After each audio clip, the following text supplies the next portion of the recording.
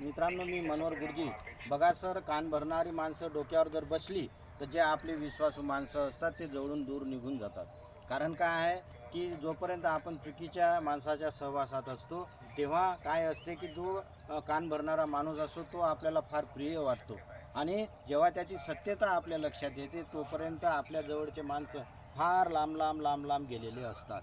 आणि मग काय होते की जोपर्यंत आपण काय करत असतो की आपले जे काही हितचिंतक आहेत ते हितचिंतक आपले फार दूर गेल्यामुळे आपणही काय होतो, मनानं खचलेलं असतो. परंतु जोपर्यंत ते कान भरणारा डोक्यावर असतो आपल्या किंवा कान भरणाऱ्या माणसाचा आपण ऐकतो तोपर्यंत आपल्याला फार तो प्रिय वाटतो. पण जेव्हा तो सत्यता आपल्या लक्षात येते तेव्हा काय होते की फार मनाला वेदना होतात. आणि म्हणून आपण कान भरणाऱ्या लोकांपासून सावध राहा आणि आपलं जीवन टकाटक ठेवा आणि चांगल्या लोकांच्या सहवासात राहा. कान भरणारे कोण आणि सोजवळ कोण याचा अभ्यास करा आणि कान भरणाऱ्यापासून फार लांब राहा. धन्यवाद. व्हिडिओ आवडल्यास लाईक करा, शेअर करा, सबस्क्राईब करा.